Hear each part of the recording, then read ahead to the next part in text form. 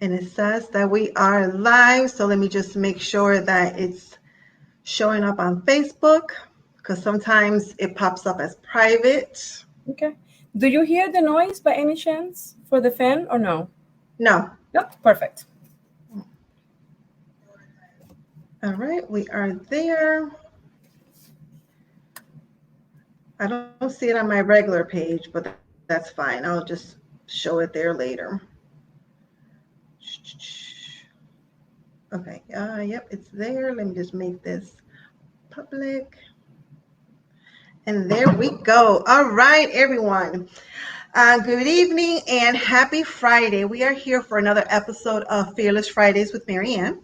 And as we discussed before, October's topic is about single moms and juggling careers, entrepreneurships, and so forth. So this evening, I have the pleasure of meeting with and interviewing Irene Sanchez, which I have known for several years. So please make sure that you grab pen and paper and that you take some awesome notes.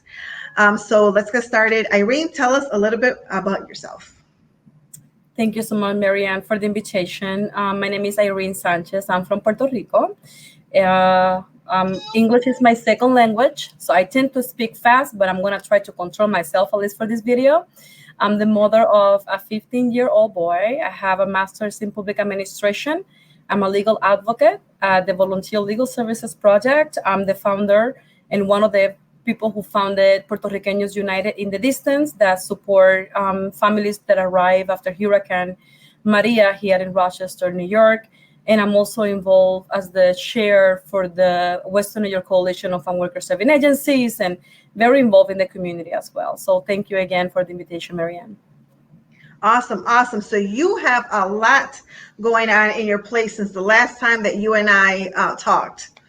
So as a single mom, and 15, when I met him, he was so small. I know, he was like 2 or 3 years old when you met him. I think so, yeah. He was tiny. Yeah. Okay. So as a single mom, getting your degree, being a chair, career, like what have you found to be your biggest challenge? Well, my biggest challenge was childcare. I did, as a single parent, you have to work. And if you want to pursue an education, it's difficult because then I was blessed that I had a great person taking care of him since he was in preschool. Her name is Suzanne. She was extremely a support system for me. But when you tell someone, in addition to work, I'm going to go to school, it's difficult, not only because you want to do better for yourself, knowing that at the end it's going to be more rewarding, but because you're going to be spending time with them. Especially with my son, time for me is priceless. I'm the kind of parent that will not bring him to a childcare facility on the last minute that I really needed to. If I was off, I stay with him. If I was going to have a late turn, I stay with him. And I still do that. I think time is priceless, so we have to spend as much as we can. So for me, I think the biggest obstacle was a single parent in an area, in a community that you don't know. To try to trust someone who's going to take care of your child and do the things that you got to do in order to move forward. Mm-hmm. Yeah, that's difficult. And I can definitely understand, especially, when it's your child, it's already difficult that you have to make these decisions, but then to put them in the hands of a stranger, it's very difficult. So to find someone that you can trust to leave your children with, it's priceless. That's amazing. So how have you juggled being, previously being a student, getting involved in all these different things, career, how did you juggle it? Being honest to myself, there's times in which I don't sleep much, but when you love what you do, you find the time to sleep and still do the stuff that you want to do. I always have coffee near me in case anybody needs coffee. Doesn't matter at the time of the day. Everybody who knows me knows that. And the reality is love what you do. If you love what you do, you're going to find the time to do it and you're going to find the time to juggle it and be honest to yourself. When I did my master's degree, I remember I was scared because my English I was still learning on my own to try to better myself. And I decided to jump into the master program, and I was scared. So I said to myself, I'm only going to do one class at a time. I'm going to start with one class at a time, and then I'm going to add more classes. and I never did. I always stay one class at a time. There's no way that you can do, at least for me, I couldn't do more than that, because then that means that I will have to give up either time with my son, I will have to give up time for the community. And, I really said, I want to enjoy this process. I want to do it. I want to be able to use the knowledge that I'm learning here to put it into work with the organizations that I'm working with, and just enjoy it. I'm not in a hurry. So Yeah. for me, that worked. There are other people who have done a master's degree in a year and a half or a year. That's super impressive. But I think the first thing that you got to do is to be honest to yourself, know what you're capable of, establish some timelines, create some plan that do not work for the entire community or the society. Establish timelines that work for you, regardless Yeah. of what they are. You know yourself, so make sure that you do something that works for you and your family. So that's very important that you say that, because sometimes we compare ourselves, especially as women, we compare ourselves to others. So we see other people that they're, starting new careers, they're, launching businesses, living in this big house and driving fancy cars, and we tend to compare ourselves to them without knowing their backstory and not living to our true selves. So it's important that we know our true selves and do what's in the best interest of ourselves in our situations, and not compare ourselves to other people. So that's Correct. important that you said that. So aside from the individual Suzanne that babysat your son, what did the rest of your support system look like? Was there anyone else that was involved? Oh, too many people. I can try to count them all at the same time, but that's going to take me forever. The reality is that I have been very blessed from the beginning that I arrived here. I did encounter challenges and encounter struggles. Language barrier was a problem. I was proud of myself. Like, I didn't want to ask for help. That was something that I learned, that asking for help, it doesn't make me weak. It made me smart, because there's a lot of people who went through what I went through. So asking for support, it really helped me to jump a lot of hoops, instead of trying to figure it out on my own. So I learned that the hard way. But I have a lot of people who supported me through the career. I have Kenny, I have Diego, I have Lucy, I have Sally. It's so many people. When I first started, I remember I was working my first job was in McDonald's, because I didn't speak any English, and they accepted me, and I was so thankful for them to let me work there. And I remember having arguments with people about milkshakes, and I'm giving them milk, and they're like, I'm asking you for a milkshake, and I'm like, yes, milk. Here you go. So it's just, you see the grow, right? So I Yeah. have somebody who was supporting me at that time. After that, somebody else was helping me to study English 101, because I did not have time to go to school. I did not have time to just do an English as a second language education when I have Jarrell and I was on my own. So it just, again, in every step of the way of my life, God has been able to place someone that for that moment in time was the perfect person to be near me. And now I have a great support system, people that I haven't seen years, like you, Maryann, we're still connected. It's just beautiful, everything you taught me when I was working for the other organization, the fact that you were bilingual and I can understand you when I was learning. So it's just that every step of the way, I have been able to find a support system. Look, you mentioned something a few seconds ago that's very important, and sometimes we struggle with that, and that's asking for help. Why do you think that people, especially women, have a hard time asking for help? I think I can speak of myself. In my situation, I have this image that I'm a strong woman and I don't need from everybody, right? My parents raised me well. They give me a lot of skills. I have sell avocados since I'm 5 or 6 years old through my neighborhood. I could sell you a rock if you want me to. It is just skills that you gain through the time. And I felt like I was prepared. I had a bachelor degree and I was just ready to tackle the world. But the reality is there's other challenges that you're going to go through that are unexpected. And for me, I felt like it made me feel weak just to ask for help. It made me feel embarrassed to ask for help, which is one of the reasons why We try to advocate and encourage people who are working in community services organizations, social services organizations, that when they offer help to someone, first of all, it's their decision whether they want to accept it or not. Even if you want to help someone, it is their decision whether you want to accept them or not, right? And in addition to that, be kind, because you don't know what they're going through. You don't know how hard it was for them to come to your organization and said, I need a food basket. For me, that was so difficult. It was traumatizing, knowing that I needed to go to a church to ask for food because I didn't have food in my house. So just keep that in mind. There are people who are struggling. There are people who are juggling multiple situations. And sometimes when they come to you and ask for help, they might have fought their own personalities and make that decision to move forward to ask for something is because they truly need it. Right. Yeah, that's so true. So how do you find time for self-care? One of the biggest things that I always advocate for when it comes to women is making time for yourselves.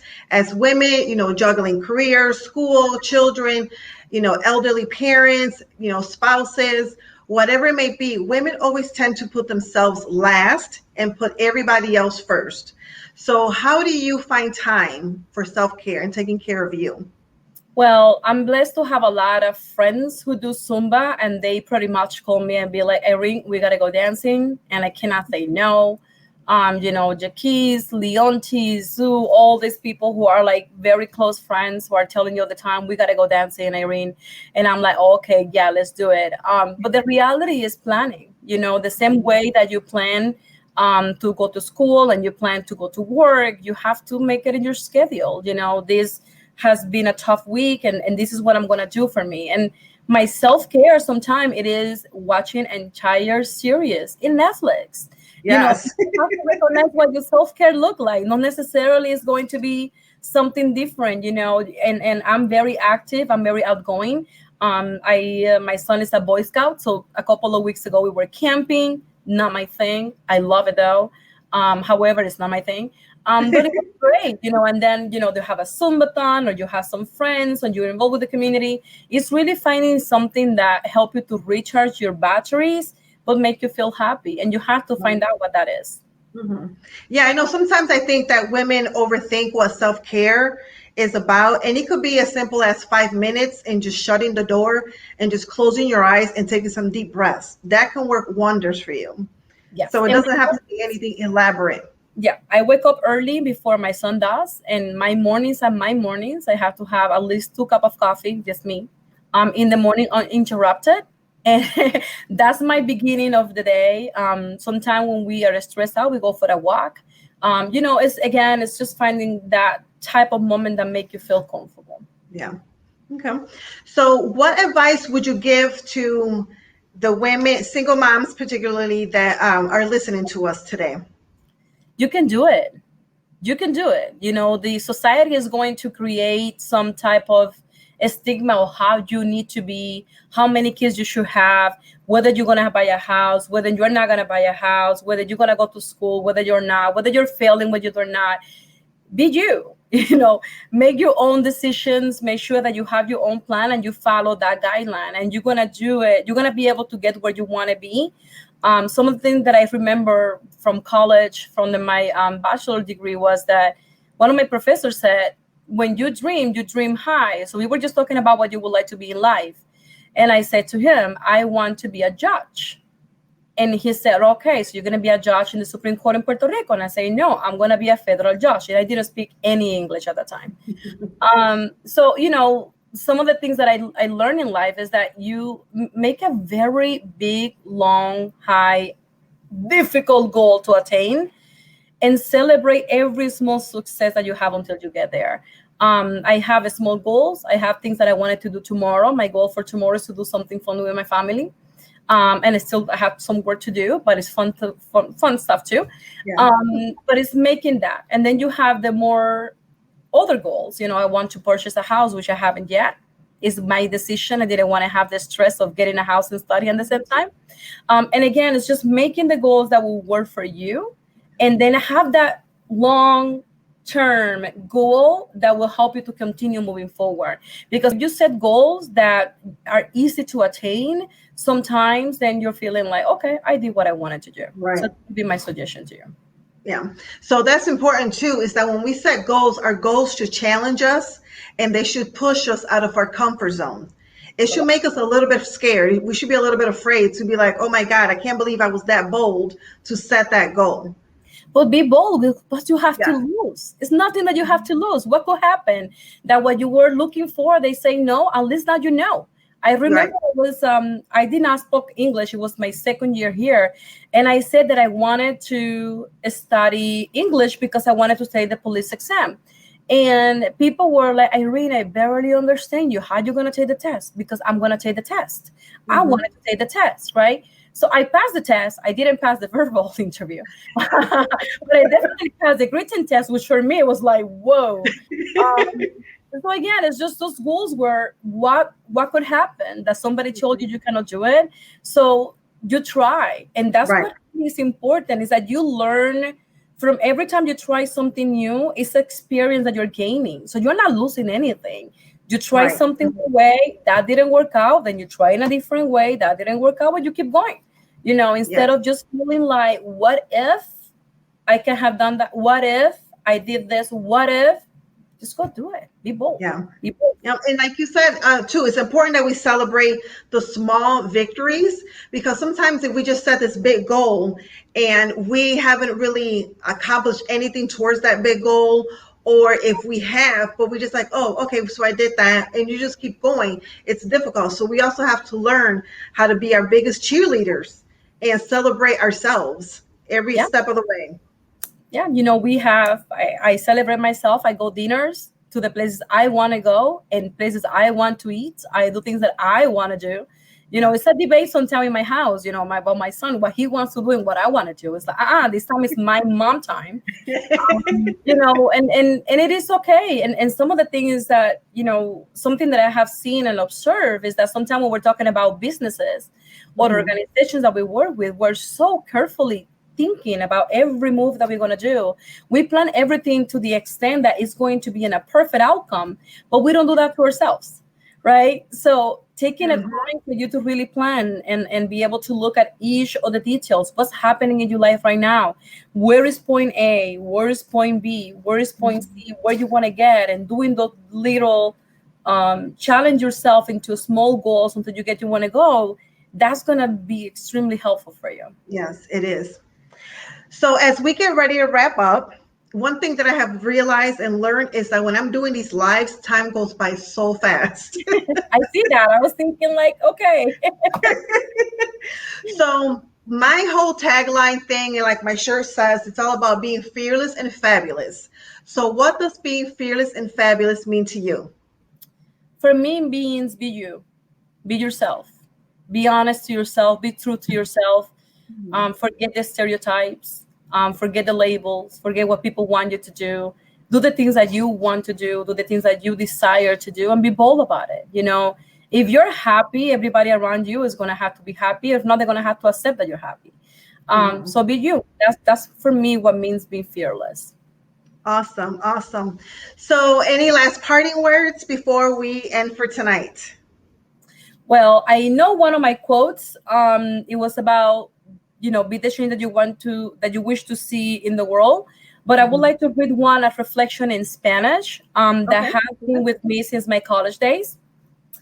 And it says, no estás sobre esta tierra para respirar, comer, ocupar espacio y pasarla bien. You are not over this land to breathe, eat, have a space, or just enjoy your time. Dios te diseñó y formó para que seas un aporte en la vida y fuera único. God formed you and designed you so your contribution to the life was unique. Mhm. Estás aquí para dar algo a cambio, no solo para consumir. Estás para añadir vida a la tierra, no para quitársela. You are here to give something as an exchange, not only to consume. You are here to give life back to earth, not to take it. Dios te diseñó para que hicieras una diferencia con tu vida. God designed you so you can make a difference with your life. El servicio a Dios y a los demás es el propósito de tu vida. God's service and serving everyone else is the purpose of your life. So I love find that. what move you forward and go do it. Awesome, awesome, awesome. So thank you very much. It's been great, and we definitely have to catch up and stay more in touch. Will do. Thank you so much. You're Gracias. welcome. Have a good night. You too. Bye. So, how amazing was that interview with Irene? I have known her for years, and she talks about her English, not being that great and things like that. Her English is good.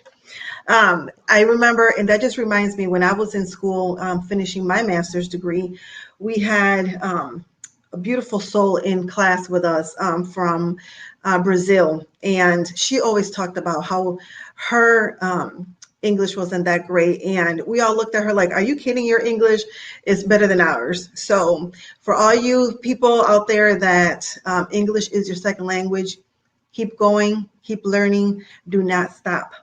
And I know that today's video is a little different than previous weeks because I did not do the intro, but I'm going to do it now. So before we wrap up, and I wish you guys well, let's get some Jasmine Murray.